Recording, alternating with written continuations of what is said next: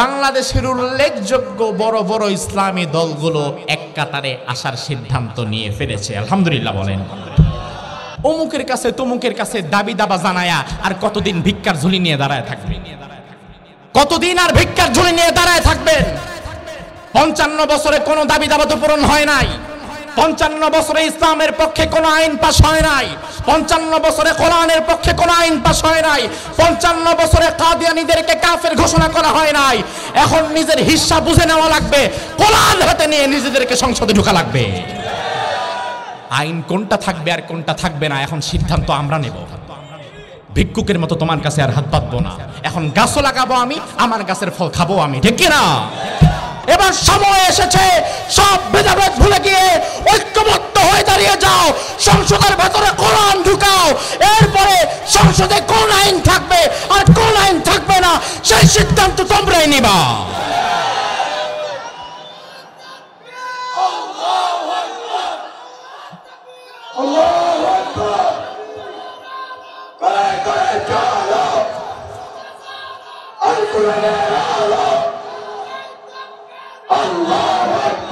إن الذين آمنوا وعملوا الصالحات كانت لهم جنات الفردوس نزلا خالدين فيها لا يبغون عنها حولا سبحان الله পড়েন।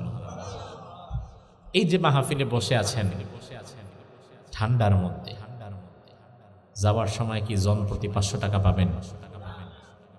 খিচুড়ি বিরিয়ানির ব্যবস্থা তাও নাই, বরংস আয়সা আরো জরিমানা দিয়ে যেতে। খালি ঠান্ডা সর্দি কাশ নাকি, আয়সা তারও টাকা দিয়ে যেতে। টাকা নাই, খাওয়া নাই, বরং আয়সা টাকা দিয়ে যাওয়া লাগে। তারপরও কেন বসে আছেন? এর পেছনে আরেকটা উদ্দেশ্য আছে না নাই? ওই উদ্দেশ্যটা কি দুনিয়া নাকি আখেরাত? ওই উদ্দেশ্যটা কি দুনিয়া নাকি জান্নাত? যদি বলা হয় এ মাহফিলে আসলে আখেরাতের কোনো লাভ নাই, জান্নাতে যাওয়ার কোনো লাভ নাই, তাহলে আমার বিশ্বাস এই গভীর রাতে আপনাদেরকে গাড়ি ভাড়া দিয়েও আনা যাইতো না। কার ঠেকা পড়ছে? কার ঠেকা পড়ছে? রাত্রেবেলা বৈশা বসে তোমার কথা শুনবে। কিন্তু মাহফিলে আমরা এজন্য আসি কারণ আমরা জানি এর পেছনে আমাদের আখিরাতের উদ্দেশ্য আছে, জান্নাতে যাওয়ার একটা উদ্দেশ্য আছে। আল্লাহ রাব্বুল আলামিন কোরআনুল কারীমের সূরাতুল কাহফের 107 এবং 108 নম্বর আয়াতের মধ্যে বললেন, দুনিয়াতে দুইটা কাজ যারা করবে, ঈমান যারা আনবে, নেক আমল যারা করবে, আমি আল্লাহ তাআলা জান্নাতুল ফিরদাউসটা তাদের বাড়ি বানায়া দেব। আমার ভাই, আল্লাহর কাছে কিন্তু জান্নাত একটা না, কয়টা? মাশাআল্লাহ, কয়টা? এর মধ্যে সর্বোচ্চ মানের জান্নাতের নামই হচ্ছে জান্নাতুল, ওই ফেরদাউসে থাকবে নবী আম্বিয়া কেরাম। আর আল্লাহর হাবিব বললেন, আল্লাহ তাআলা বললেন, ঈমান আমল যারা ঠিক থাকবে ওই বান্দাদেরকে আমি আল্লাহ তাআলা ওই নবী আম্বিয়া কেরামদের সাথে জান্নাতুল ফেরদাউসে রাখবো। খালিদিনা ফিহা লা ইয়াবগুনা আনহা হিওয়ালা। এমন একটা জান্নাত, ওই জান্নাতে যে একবার প্রবেশ করবে আর কোনো দিন সেখান থেকে সে বের হতে চাইবে না। সুবহানাল্লাহ। আপনি আসলে জান্নাতের মর্ম বুঝবেন না ভাই। বাংলাদেশে গুলশান বনানীতে কারো যাওয়া আসা থাকলে, আপার ক্লাসের সাথে যদি কেউ মিশে থাকেন তাহলে বুঝবেন গুলশান বনানীতে এমনও ফ্ল্যাট আছে যে flat 3000 square feet, 4000 square feet. এক একটা ফ্ল্যাটে 1-1.5-2 মানুষ থাকতে পারবে, এমন লাক্সারিয়াস বিরাট একটা ফ্ল্যাট। ওই ফ্ল্যাটের ভেতরে সুইমিং পুল আছে, দুনিয়াতে মজ মাস্তি করার জন্য যা যা দরকার ওই একটা ফ্ল্যাটের মধ্যে সব ব্যবস্থা রয়েছে। আমার ভাই লক্ষ্য করেন, এমন একটা 4000 স্কয়ার ফিটের ফ্ল্যাট, ভেতরে দুনিয়াতে মনোরঞ্জন করার জন্য যা যা দরকার সব আছে। এরপরেও কিন্তু ওই ফ্ল্যাটের অধিবাসী যারা থাকে সারা জীবন ওই ফ্ল্যাটের ভেতরে কাটায়া দিতে পারে না। মাঝে মাঝে তাদের রিফ্রেশমেন্টের জন্য গ্রামে আসা লাগে। শহরের মানুষ শহরে থাকতে থাকতে বোরিং ফিল করে, ভাল লাগে না, এই জন্য ঘোরার জন্য গ্রামে আসে। আবার গ্রামের মানুষ গ্রামে থাকতে থাকতে এক জিনিস দেখতে দেখতে আর ভাল লাগে না, এই জন্য শহর দেখার জন্য শহরের দিকে যায়। কক্সবাজারের মানুষ ঢাকা শহর কেমন এটা দেখার জন্য ঢাকা শহর আসে, আবার ঢাকা শহরের মানুষ কক্সবাজার কেমন সেটা দেখার জন্য কক্সবাজারে যায়। তার মানে দুনিয়ার কোনো মানুষ নির্দিষ্ট একটা স্থানে তার ভালো লাগে না, 2-4-5 দিন 2-4-6 মাসের পরে ওই জায়গায় আর মন টিকে না, বাইরে থেকে ঘুরে আসতে ইচ্ছা করে।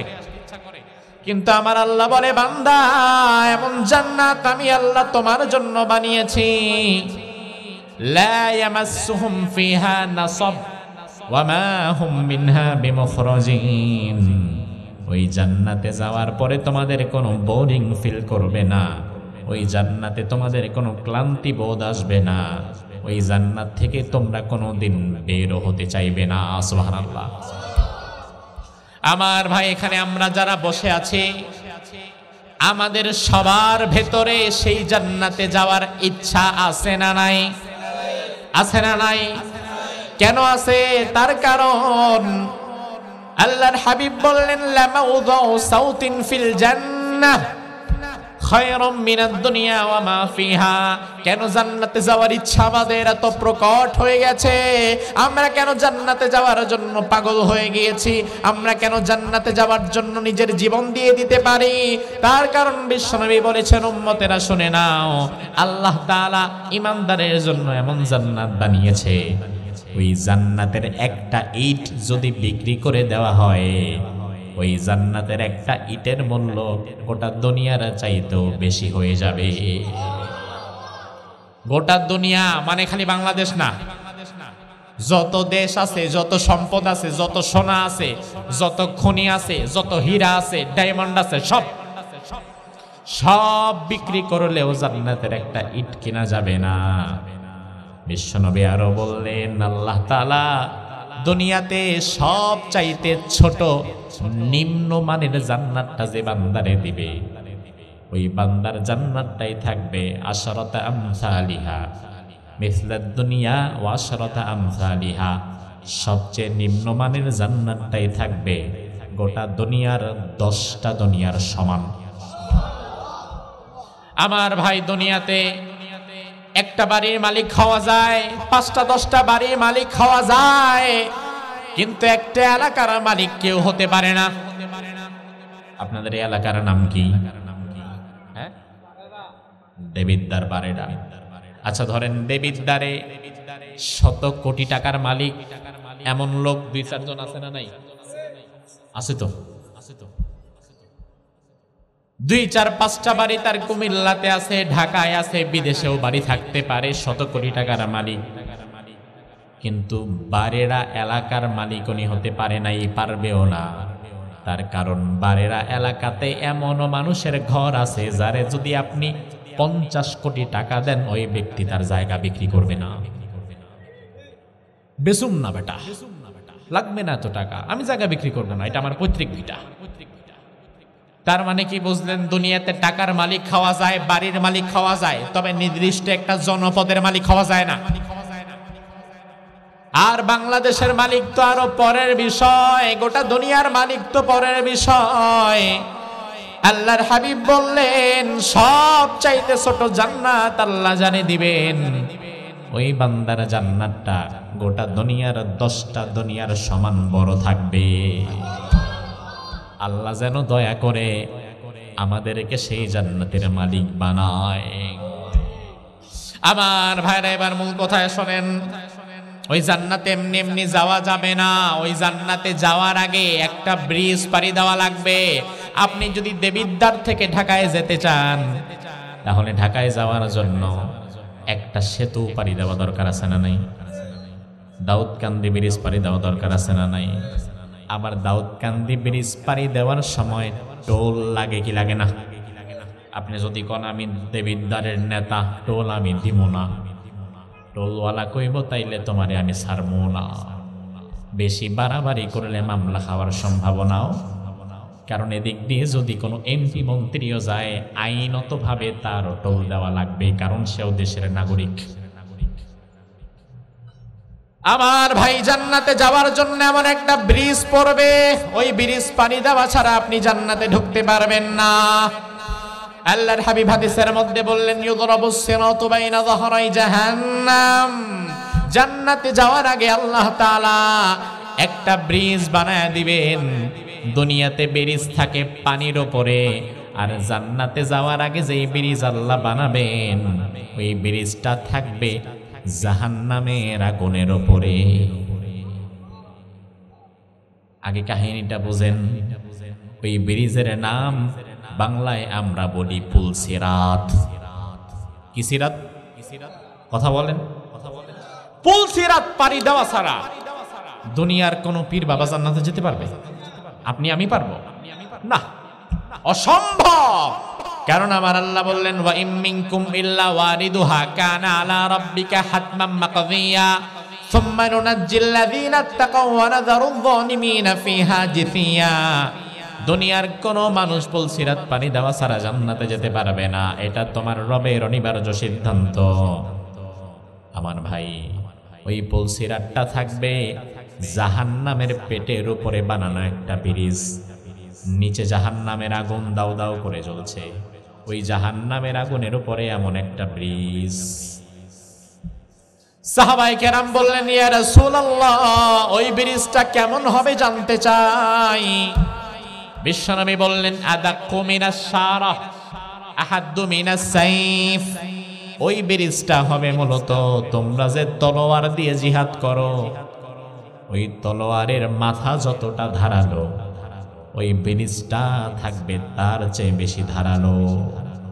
তোমাদের মাথার চুলগুলো যতটুকু চিকন, ওই পুলসিরাতের ব্রিজটা হবে তার চাইতে বেশি চিকন।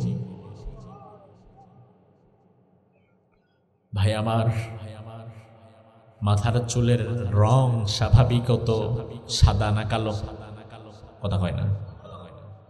আর ব্রিজটা কিন্তু থাকবে জাহান্নামের আগুনের উপরে। আপনি ভাইবেন না দুনিয়ার আগুন আর জাহান্নামের আগুন এক, বরং জাহান্নামের আগুনের রংটাও কালো। একে তো কালো আগুনের পরে উপরে কালো চুল। আপনার বিবেক কি বলে? কালোর উপরে কালো থাকলে কিন্তু বোঝা যায় না, কালোর উপরে সাদা থাকলে বোঝা যায়। একটা কালো চাদর, ওই কালো চাদরে যদি একটা মাথার চুল খোঁজে পরে, ওই চুলটারে আপনি খুঁজে বের করতে পারবেন না। কিন্তু সাদা চাদরে যদি মাথার চুল পরে বের করতে পারবেন, তার মানে কালোর উপরে কালো থাকলে তো খুঁজে বেরই করা যায় না। সাহাবীরা বললেন, ইয়া রাসূলুল্লাহ, জাহান্নামের আগুন কালো, মাথার চুলও কালো, ওই ব্রিজ আমরা পার হব কেমনে? আমরা তো খুঁজেই পাবো না। বিশ্বনবী বললেন, ও সাহাবীরা, বিদ্যুৎ চমকানো কি কখনো দেখেছো? সাহাবীরা বললেন, দেখেছি। কেমনে আসে? বলে, এই হুট করে বিদ্যুৎ চমকে আবার উধাও হয়ে যায়। আল্লাহর হাবিব বললেন, ও সাহাবীরা, তোমাদের মধ্যে যার ঈমান যত মজবুত থাকবে, ওই মজবুত ঈমানওয়ালাকে আল্লাহ তাআলা বিদ্যুৎ চমকানোর মতো দ্রুত এই ব্রিজটা পার করায় দিবেন। তাহলে ব্রিজটা কি আপনি আপনার নিজের শক্তিতে পার হবেন নাকি ঈমানের শক্তিতে? এখন যার ঈমান নাই তার কি হবে ভাই? সে মূলত ব্রিজটা দেখতেও পারবে না, সে আন্তাজি পা দিবে আর জাহান্নামের আগুনে পড়বে। এখন ঈমান জানে নাই, পুলসিরাত পার হতে সে পারবে না। পুলসিরাত যে পার হতে পারবে না, জান্নাতে যেতে সে পারবে। এজন্য আল্লাহ বললেন, ঈমানদার জান্নাতে যদি যেতে চাও তাইলে প্রথম শর্ত হচ্ছে ঈমান। ঈমান ছাড়া আল্লাহ তাআলা দুনিয়াতে কাউকে জান্নাত দেয় না। ঈমান ঈমান ঈমান। বাংলাদেশে আমলের ওয়াজ হয় বেশি, ঈমানের ওয়াজ হয় কম। এই জন্য বাংলাদেশে নামাজওয়ালা আছে, জিকিরওয়ালা আছে, তসবিহওয়ালা আছে, মাগার ঈমানওয়ালার সংখ্যা দিন দিন কমতেছে। কারণ যত নামাজওয়ালা, যত তসবিহওয়ালা, যত দাড়িওয়ালা, যত টুপিওয়ালা সবাই কি আর ঈমানওয়ালা? আপনার বিবেক কি বলে? কারণ বাংলাদেশে এমন দাড়িওয়ালা, এমন টুপিওয়ালা, এমন তসবিহওয়ালা হাজী সাহেব, গাজী সাহেব আছে 14 বার হজ কইরাও নিজের স্বভাব চরিত্র পাল্টাইতে পারে নাই। হজ কইরা আইসা এরপরেও সুদের ব্যবসা কন্টিনিউ করে, আছে না নাই? তাহলে সে মূলত দাড়িওয়ালা, টুপিওয়ালা, তবে ঈমানওয়ালা না। কারণ ঈমানওয়ালা হইলে সে সুদের ব্যবসা করতে পারত না। বাংলাদেশে ঈমানের ওয়াজ হয় কম, এজন্য মানুষ ঈমান বোঝে না। এই জাতির কাছে ঈমানের কোনো দাম নাই। এই জাতি মনে করে ঈমান যেহেতু একবার আনছি সারা জীবন তো ঈমান আমার আছেই। তবে আমার ভাই, আল্লাহু আকবার বলে নামাজে দাঁড়ালেন, নামাজে দাঁড়ানোর পরে যদি পাশ থেকে একজন ডাক দেয়, ভাই অনেকদিন পরে দেখলাম মসজিদে তো আগের মতো আসেন না, আপনি যদি বলেন একটু ব্যস্ত থাকি এজন্য আসার সময় পাই না, নামাজ কি আছে না গেছে? রোজা রাখলেন, সেহরি করলেন, দুপুর বেলায় ঘরের মধ্যে আপনি একা, সামনে এক বোতল পানি, কেউ নাই আশেপাশে, দেখা মুখা খুইলা খায়া ফালাইলেন, রোজা কি আছে না গেছে? তাইলে নামাজ ভাঙার কারণ আছে, রোজা ভাঙার কারণ আছে, ওযু করার পরে আবার ওযু ভাঙারও কারণ, একইভাবে ঈমান আনার পরে আবার ঈমান ভাঙারও কারণ আছে। বাংলাদেশের মানুষ রোজা ভাঙার কারণ জানে, নামাজ ভাঙার কারণ জানে, ওযু ভাঙার কারণ জানে, তবে ঈমান ভাঙার কারণ জানে না। এই জন্য এক একজন এক এক ঘাটে ঈমান হারায়। অথচ ঈমান যার নাই, ওই ব্যক্তির আমলের 2 পয়সার দাম আল্লাহর কাছে নাই। আল্লাহর হাবিবের জন্য হাদিসের মধ্যে বললেন, ইন্না বাইনা ইয়াদাই সাআতি ফিতানান কাকিতাইল লাইলিল মুযলিম ইসবিহুর রাজুলু ফিহা মুমিনান ওয়া ইউমসি কাফিরা ওয়া ইউমসি মুমিনান ওয়া ইসবিহু কাফিরা।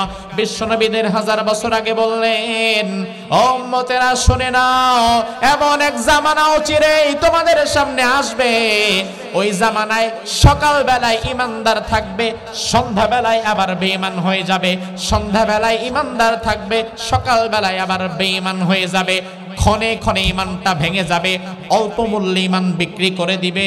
আমার ভাই, জবাবটা আপনার কাছে আমি চাই, এমন জামানা কি আসবে না চলছে?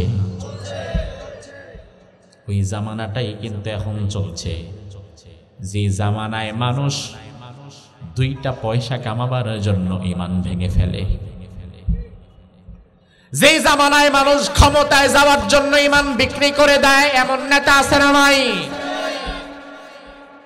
এমন কথা বলে যেই কথার দ্বারা তার ঈমান নাই, ওই নেতার কথা কর্মী সাপোর্ট করলে ওই কর্মীরও ঈমান নাই। আল্লাহর হাবিব হাদিসের মধ্যে বললেন, ইয়াতি আলান নাসি জামান লা ইয়াবকা মিনাল ইসলামি ইল্লা ইসমুহু ওয়া লা ইয়াবকা মিনাল কুরআনি ইল্লা রাসমুহু মাসাজিদুহুম আমিরাতুন ওয়া হিয়া খারাবুম মিনাল হুদা উলামাউহুম শাররুম মিন তাহতি আদিমিস সামাই মিন ইনদিহিম তাখরুজুল ফিতনাতু ওয়া ফীহিম তাউদ। বিশ্বনবী বললেন, এমন এক জামানা কিয়ামতের পূর্বে আসবে, ওই জামানার মধ্যে লা ইয়াবকা মিনাল ইসলামি ইল্লা ইসমুহু, ইসলাম থাকবে শুধু নামে তবে কামে না। ওই জামানা কি আসবে না এসেছে? বর্তমান আমাদের দেশে ইসলাম নামের সাথে নাই এমন মানুষের সংখ্যা কম। রফিকুল ইসলাম, জাহিদুল ইসলাম, অমুক ইসলাম, তমুক ইসলাম, নামের আগে মোহাম্মদ, নামের পরে ইসলাম। আল্লাহ তাআলা পৃথিবীর অনেকগুলো দেশ আমাকে ঘুরিয়েছেন। রমজানে অনেকগুলো আরব দেশ সফর করেছি, আবার 2 মাস আগে সিঙ্গাপুর, মালয়েশিয়া সফর করেছি। পৃথিবীর যে কয়টা দেশ আমি ঘুরলাম, বিশ্বাস করেন পৃথিবীর কোন দেশের মানুষ, বাংলাদেশ, ভারত, পাকিস্তান, এই 3টা দেশ ব্যতীত পৃথিবীর কোন দেশের মানুষ তাদের নামের আগে মুহাম্মদ আর নামের পরে ইসলাম লাগায় না। নাম কি? নাম আব্দুর রহমান, আব্দুর রহমান বিন হুযাফা, আব্দুল্লাহ বিন আব্দুর রহমান, এভাবে করে বাবার নামের সাথে ছেলের নাম, এতটুকুর মধ্যে নাম শেষ। আব্দুর রহমান আস-সুদাইস, এভাবে করে নাম শেষ হয়ে যায়। তবে একমাত্র আমরাই ইসলামকে ভালোবেসে আমাদের নামের সাথে লাগাই দেই রফিকুল ইসলাম, সাইফুল ইসলাম, জাহিদুল ইসলাম। ইসলাম যাইবি কই? আমার নামের সাথেই থাক। ইসলাম নামের সাথে লাগানো খারাপ নয়, অবশ্যই ভালো। ইসলামকে ভালোবেসে আপনার বাবা আপনার নামের সাথে ইসলাম যুক্ত করেছে। তবে বাংলাদেশে মূলত ইসলাম শুধু নামের সাথেই পাওয়া যায়, আর আদমশুমারিতে ভোটার লিস্টে পাওয়া যায়, কিন্তু সমাজের কোনো একটা সেক্টরে আপনি ইসলাম খুঁজে পাবেন না। ইসলাম থাকলে সুদ থাকবে কেন? ইসলাম থাকবে দুর্নীতি থাকবে কেন? ইসলাম থাকলে মদের আড্ডা থাকবে কেন? ইসলাম থাকবে জুলুম থাকবে কেন? ইসলাম থাকলে তো ওই অন্যায়গুলো থাকতে পারে না। ওই অন্যায়গুলো দিন দিন বাড়াই প্রমাণ করে এই দেশের ইসলাম শুধু কাগজে কলমে, বাস্তবে নাই। আমার ভাই, একবার এক স্যার ক্লাসরুমে ঢুকে তার ছাত্রদেরকে বলল, এই ছাত্ররা, আজকে ব্ল্যাকবোর্ডে একটা পাখির ছবি এঁকে দিতে যে পারবা তারে 500 টাকা পুরস্কার দেব। কয় টাকা? 500 টাকা দেব। একজন ছাত্র হাত তুলে বলল, স্যার আমি ভালো আর্টিস্ট, অনেকবার পাখির ছবি এঁকেছি, আজকে দায়িত্বটা আমারে দেন, আমি এঁকে দেব। আসো আসো আঁকো। হাতের মধ্যে চক দিয়েছে, এবার ব্ল্যাকবোর্ডে গিয়ে পাখি আঁকা শুরু করেছে। পাখির ঠোঁটটা যখন আঁকতে গিয়েছে, স্যার থামায় বলে, এই দাঁড়াও, কি আঁকবা? হয় স্যার পাখির ঠোঁট। বাদ দাও, ঠোঁট আঁকা দরকার নাই, পাখি আঁকো। ছাত্র বলে, জি স্যার, সমস্যা নাই। আবার আঁকা শুরু করেছে, স্যার বলে, থামো, কি আঁকবা? কয় স্যার মাথাটা আঁকি। হয় দরকার নাই, মাথা বাদ দাও, পাখি আঁকো। আচ্ছা ঠিক আছে স্যার, মাথা বাদ দিয়ে আঁকলাম। এবার আঁকা যখন শুরু করেছে, স্যার আবার থামায় বলে, থামো, কি আঁকতেছো এখন? কয় স্যার পাখির পা দুইটা আগে আঁকে। কয় না, পা বাদ দাও। ছাত্র বলে, জি স্যার। আবার আঁকা শুরু করেছে, স্যার বলে, কি আঁকবা? কয় পাখনা কি, ডানাটা কি। স্যার কয় দরকার নাই, ডানা আঁকা বাদ দাও। এবার ছাত্র বলে, স্যার সব বাদ দিলাম, এখনো কি পাখি আঁকবো? কয় হ্যাঁ আঁকো। ছাত্র বলে, স্যার এখন বাকি আছে মাত্র পাখির লেজ, এই লেজটা যদি আঁকি তাইলে শুধু লেজের নাম, কিন্তু স্যার পাখি না। স্যার আপনি যদি আমারে পাখি আঁকতে বলেন, পাখির ঠোঁট থেকে নিয়ে লেজ পর্যন্ত সবটা আঁকা লাগবে, সবটার নাম পাখি, শুধু লেজের নাম যেমন পাখি হতে পারে না। আপনি যদি আমাকে ইসলাম পালন করতে বলেন, তাহলে আমার পরিবারে ইসলাম থাকা লাগবে, আমার রান্নাঘরে ইসলাম থাকা লাগবে, আমার মসজিদে ইসলাম থাকা লাগবে, আমার মাহফিলে ইসলাম থাকা লাগবে, আমার ব্যবসায় ইসলাম থাকা লাগবে। এমনকি আমি যদি কোনোদিন সংসদে ঢুকতে পারি, আমার সংসদের ভেতরেও ইসলাম থাকা লাগবে। সব বাদ দিয়া শুধু লেজের নাম যেমন পাখি হতে পারে না, ইসলামের অর্থনীতি, সমাজনীতি, পারিবারিক নীতি, রাজনীতি সব বাদ দিয়া শুধু মসজিদ আর মাহফিলের নামও কোনোদিন ইসলাম না। আমার ভাই বিবেক দিয়ে বুঝবেন, বিশ্বনবী যে 1500 বছর আগে বলেছে ইসলাম থাকবে শুধু নামে কামে না, ওই জামানা কি আসবে না চলছে? তাইলে আমরা কিন্তু সেই ভয়ঙ্কর জামানার মানুষ। ওই জামানায় নিজের ঈমান রাখা হাতের মধ্যে জ্বলন্ত আগুন রাখার চাইতে বেশি কঠিন হবে।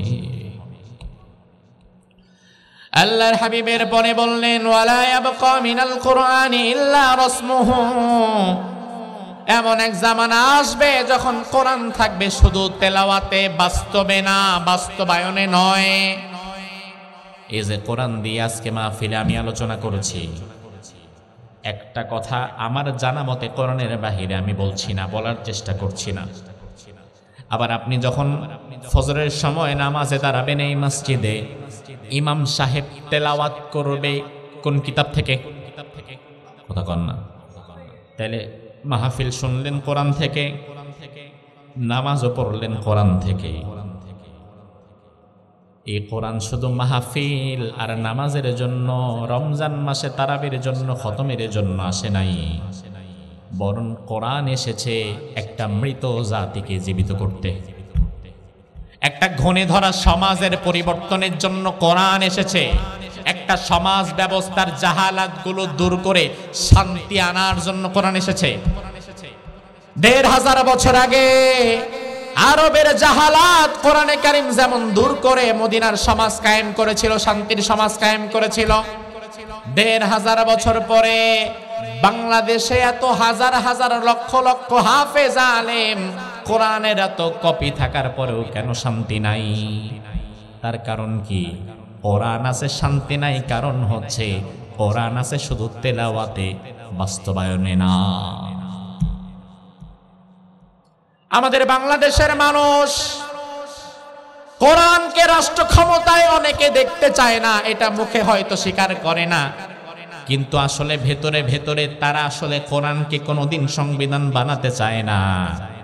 তার কারণ তারা ভালো করেই জানে কোরআন যদি সংবিধান হয়ে যায়, আমি যে ২ নাম্বার ব্যবসাগুলা করি ওইগুলাও তো থাকবে না। নিজের পাপের দরজা যেন বন্ধ না হয়, এই জন্য বাংলাদেশের মানুষ কোরআনকে ক্ষমতায় দেখতে চায় না। আপনার নেতারে আপনি মাহফিলে দাওয়াত দেন, প্রধান অতিথি বানান, নেতা সুন্দর একটা টুপি লাগায়া ইস্ত্রি করা পাঞ্জাবি পরে চলে আসবে। আপনারা দিছেন কত? ১০,০০০, ১৫,০০০, ৫,০০০, ২,০০০, ১,০০০, ৫০০, ২০০, ১৫০।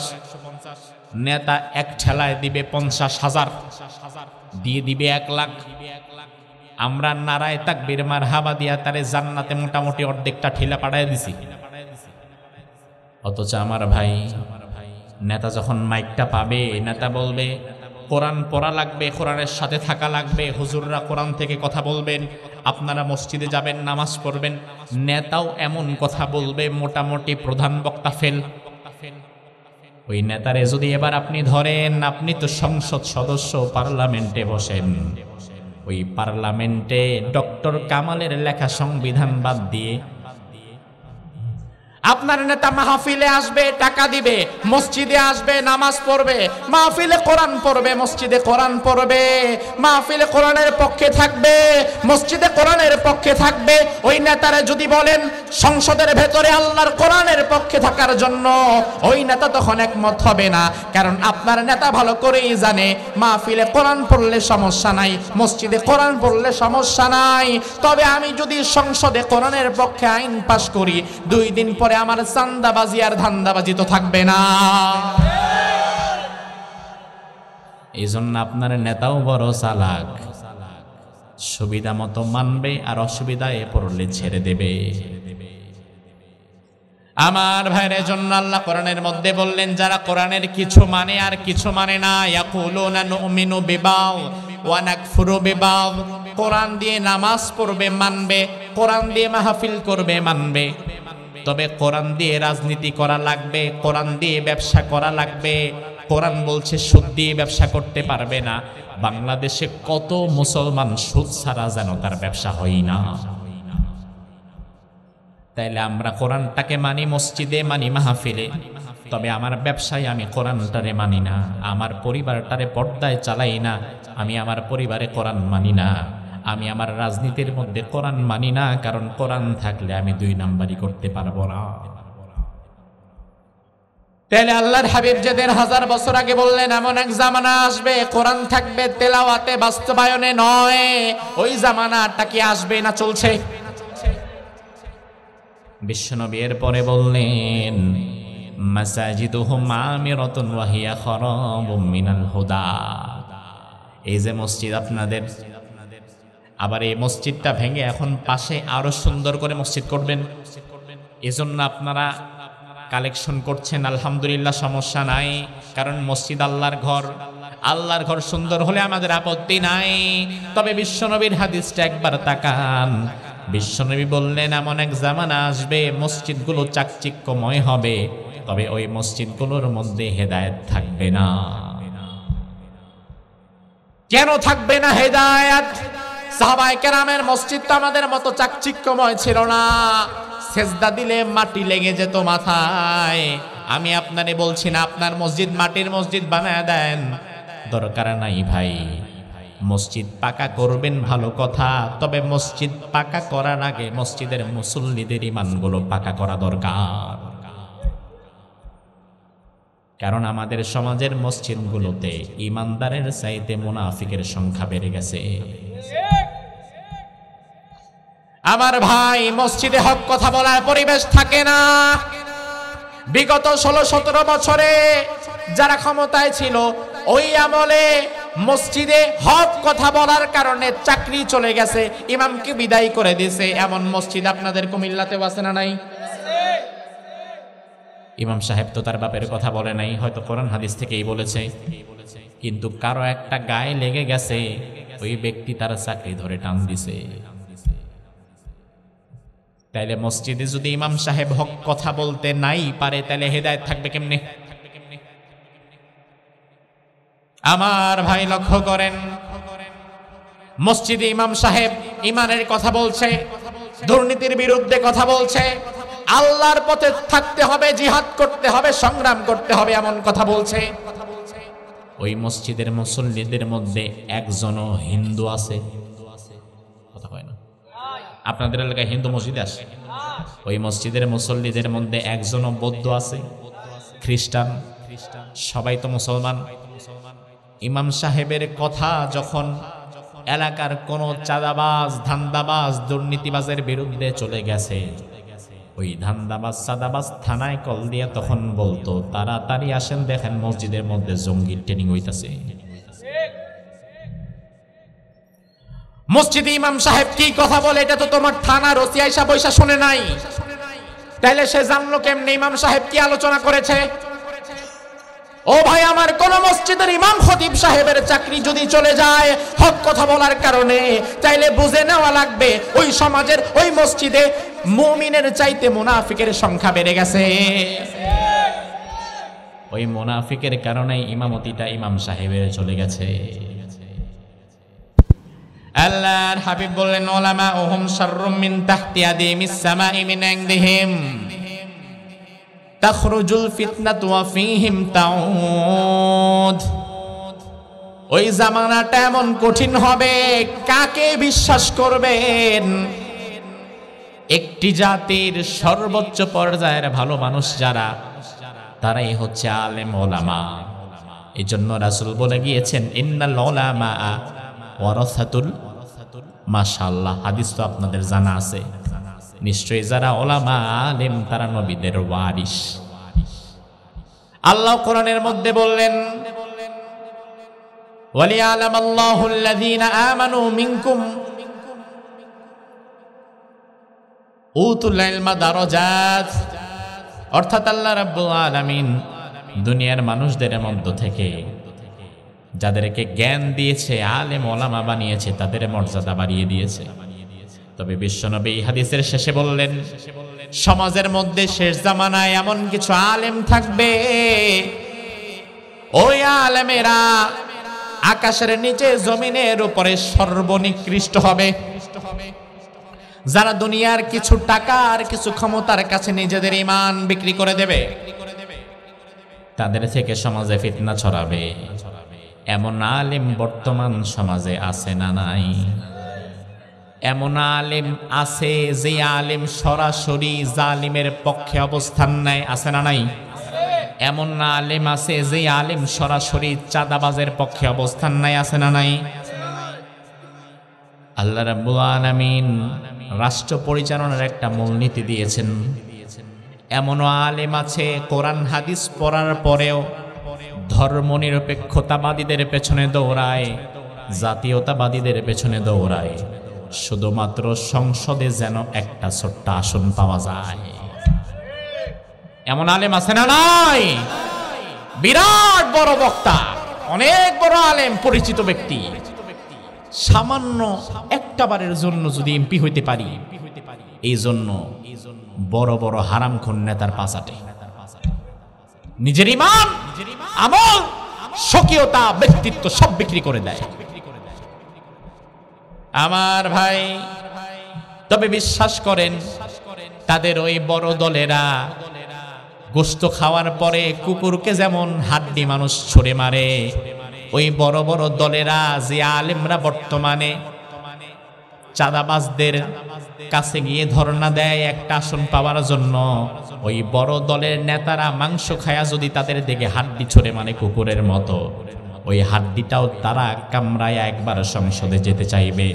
তবে আমার বিশ্বাস এদেশে যারা আলেম ওলামা হিসাবে ওলামায়ে কেরামের সাথে থাকবে না, ইসলামের সাথে থাকবে না, অন্যদিকে ছুটে যাবে, এরা তো কোনোদিন সংসদে যাওয়া তো দূরে থাক, দল নমিনেশন দিলেও আমার বিশ্বাস তারা জামানত হারাবে, কারণ সাধারণ মানুষ তাদের থেকে মুখ ফিরায় নেবে। তবে আলহামদুলিল্লাহ আমাদের আশার আলো আছে। বর্তমান সময়ে বাংলাদেশে যত ইসলামী দল আছে সব কোনোদিন এক কাতারে আসবে না, সব ইসলামী দল কোনোদিন এক কাতারে আসবে না। তবে বাংলাদেশের উল্লেখযোগ্য বড় বড় ইসলামী দলগুলো এক কাতারে আসার সিদ্ধান্ত নিয়ে ফেলেছে, আলহামদুলিল্লাহ বলেন। আমাদের বিশ্বাস আগামীর বাংলাদেশে যদি আমরা এক কথাবদ্ধ হয়ে দাঁড়িয়ে যেতে পারি, আগামীর বাংলাদেশে যদি আমরা এক কাতারে দাঁড়িয়ে যেতে পারি, জামাত, হেফাজত, খেলাফত, জমিয়ত, তরিকত, ইসলামী আন্দোলন, খেলাফত মজলিস, সব বড় বড় ইসলামী দলগুলো যদি আগামীর বাংলাদেশে কোরআনের সাথে ইসলামের সাথে আমরা এক কাতারে দাঁড়িয়ে যেতে পারি, তাহলে এদেশে ইসলামের বিজয় কেউ ঠেকাতে পারবে না। দুই দিন পরে পরে আলেমরা মাঝে মাঝে কিছু সমাবেশ করে। কিছুদিন আগে ঢাকার বুকে একটা সমাবেশ হয়েছে, কাদিয়ানী বিরোধী সমাবেশ, শুনছেন, দেখছেন তো ছবিতে, খতমে নবুয়ত সমাবেশ। অর্থাৎ সেখানে আমাদের কওমি অঙ্গনের হাজার হাজার লাখ খানেক ওলামায়ে কেরাম জড়ো হয়েছিল, অনেক রাজনৈতিক দলের নেতৃবৃন্দরাও ছিল সেখানে। সেখানে সব আলেমদের একটা কমন কথা ছিল, কাদিয়ানীর কাফের, সংসদে এটার আইন পাশ করতে হবে, নবীর পরে নবী নাই, সংসদে আইন চাই। এই দাবিতে একত্রিত হয়ে সব আলেমরা সেখানে সমাবেশ করেছে। ওই সমাবেশ হয়ে যাওয়ার পরে আজও পর্যন্ত ওই দাবিটা কি পূরণ হয়েছে? কথা কয় না। এই 55 বছরে এই দাবি নিয়ে কত রথী মহারথীরা মিছিল করেছে, মিটিং করেছে, দাবি দাবা জানিয়েছে, তবে লাভ কিন্তু হয় নাই। কেন লাভ হয় নাই? তার কারণ যার গাছের কাঁঠাল সে তোমারে কাঁঠাল দিবে না। তোমারে যদি কাঁঠাল খাওয়া লাগে নিজে গাছ লাগায়া খাওয়া লাগবে। 55 বছরে বাংলাদেশে ওলামায়ে কেরামের, ইসলামপন্থী মানুষের একটা ছোট্ট দাবি জানাতে দিনের পর দিন ধর্ণা দেওয়া লাগে, কিন্তু দাবি পূরণ হয় না। ধর্ণা দেওয়া লাগে কাদের কাছে? এমন ব্যক্তিদের কাছে যারা ইসলামী মূল্যবোধে বিশ্বাসী না, যারা সেকুলারিজমের পক্ষে কাজ করে, যারা ধর্মকে উগ্রবাদ বলে গালি দেয়। এমন লোকের কাছে আজ আমাদেরকে ধর্ণা দিতে হয়।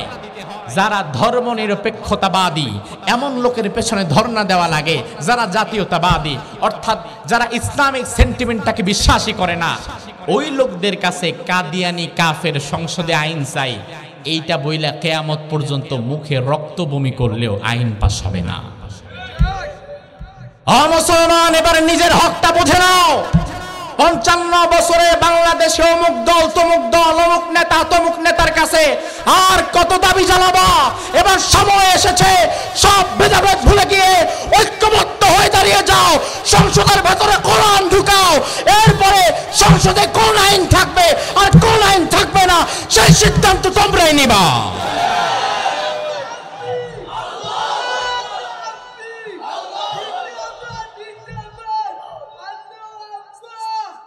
আপনারা হাসতেছেন মিয়া, একজন ব্যক্তি মুখে জড়তা আছে, তাও রবের নামে তাকবীর দেয়, আর সুস্থ মানুষ হয়ে আল্লাহর নামে একবার তাকবীর দিতে পারে না। আল্লাহ তাআলা এই ব্যক্তির জবানে, হায়াতে, আমলে বরকত দান করুক, বলেন আমিন। ভালো করে একজন তাকবীর দেন দেখি, কার কণ্ঠে আওয়াজ আছে, কে পারবেন? সবার দরকার না, একজন হাত তোলেন।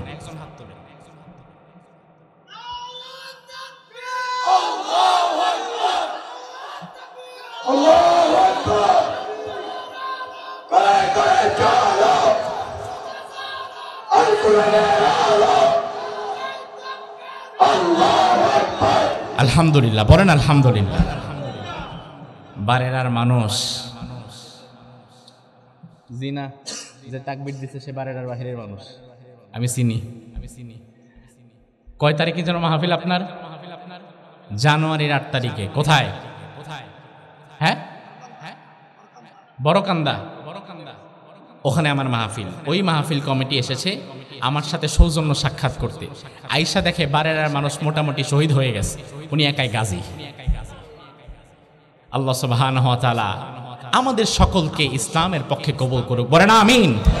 তো যেটা বলছিলাম, অমুকের কাছে তমুকের কাছে দাবি দাবা জানায়া আর কতদিন ভিক্ষার ঝুলি নিয়ে দাঁড়ায় থাকবে?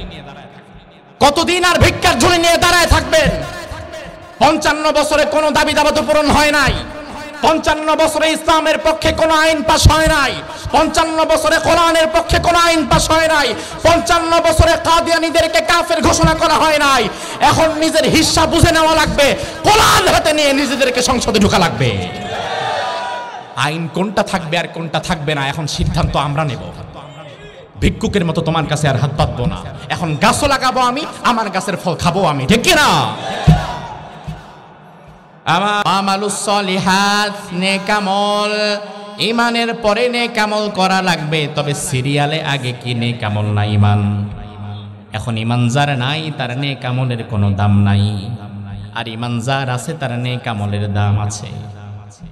নেকামলের মধ্যে সময় শেষ, কথা বলার সময় নাই, সুযোগ নাই। নেকামলের মধ্যে সর্বশ্রেষ্ঠ আমলের নাম নামাজ। সর্বশ্রেষ্ঠ আমলের নাম কি? এখন বাংলাদেশে নামাজ পড়ে না, নিজের ইমানদার দাবি করে এমন মানুষ আছে না নাই? সারা সপ্তাহ চলে গেছে, এক ওয়াক্ত নামাজও পড়ে নাই, তবে পীরের দরবারে গিয়া ঠিকই মাথা নত করে সেজদা দেয় এমন ব্যক্তিও আছে না নাই? আমার ভাই, ওই লোকটা নিজের ইমানদার কেমনে দাবি করবে? তার তো ইমানও নাই, তার আমলও নাই। নামাজ নামাজ নামাজ এমন একটা বিষয়, আপনি পীর সাহেবের কাছে যান কোনো সমস্যা নাই, তবে আপনার পীর আসলে হক্কানি কিনা এটা বুঝবেন কিভাবে? পীর সাহেবের কাছে যাওয়ার আগে আপনি হারাম পথে চলতেন, হারাম খেতেন, নামাজ ছেড়ে দিতেন। পীর সাহেবের মুরিদ হওয়ার পরে হালাল পথে চলেন, হারাম খান না, 5 ওয়াক্ত নামাজ পড়েন, তাইলে বুঝবেন আপনার পীরটা আসলে হক্কানি পীর। আর আপনি যদি দেখেন আগে নামাজ পড়তাম সপ্তাহে একদিন, পীরের দরবারে যাওয়ার পরে পড়ি না বছরে একদিনও, বুঝবেন আপনার পীরটা হক্কানি না, আপনার পীরটা মূলত শয়তানি। যে পীর আপনারে কোরআন শেখাবে না, নামাজ পড়াবে না, নামাজের দিকে আসতে বলবে না, ওই পীর কোনোদিন হক্কানি পীর হতে পারে না। নামাজ এমন একটা ইবাদত, দেহের মাঝে মাথার গুরুত্ব যেমন, ইসলামের মাঝে নামাজের গুরুত্ব তেমন। এই মাথাটা ছাড়া এখানে আমরা যারা বসে আছি, আমাদের 10 জন 20 জন মানুষকে যদি কল্লা কাইটা শুধুমাত্র দেহগুলা সমানভাবে সাজায়া রাখেন, পরিবারকে যদি ডাক দেন, পরিবার শুধুমাত্র দেহ দেখে চিনতে পারবে না, চিনার জন্য মাথা দরকার আছে না নাই? কিয়ামতের ময়দানে বিশ্বনবী সাল্লাল্লাহু আলাইহি ওয়াসাল্লামকে মা আয়েশা বললেন, ইয়া রাসূলুল্লাহ, আপনার অনেক উম্মত হবে, তাদেরকে আপনি চিনবেন কিভাবে? আল্লাহর হাবিব বললেন, আয়েশা, শত শত কোটি কোটি উম্মতের মধ্যে আমার প্রকৃত উম্মতদেরকে আমি চিনে নেব। গুররাম মুহাজ্জিলিন মিন আসারিল ওযু, তারা যে নামাজের আগে ওযু করতো, ওই ওযুর জায়গাটা তখন পূর্ণিমার চাঁদের ন্যায় চকচক করতে থাকবে, ওই জায়গাটা দেখে আমি চিনে নেব। এখন যার নামাজ নাই, তার কিন্তু মাথা নাই, বিশ্বনবী তারা চিনবেও না। এজন্য আমার ভাই, ইমানের পরেই সবচেয়ে গুরুত্বপূর্ণ আমলের নাম নামাজ। আল্লাহ তাআলা আমাদের সকলকে 5 ওয়াক্ত নামাজি হিসাবে কবুল করুক। আরো জোরে বলেন, হাযা মা ইনদি ওয়াল ইলমু ইনদাল্লাহ আলাইহি তাওয়াক্কালতু ওয়া ইলাইহি উনীব।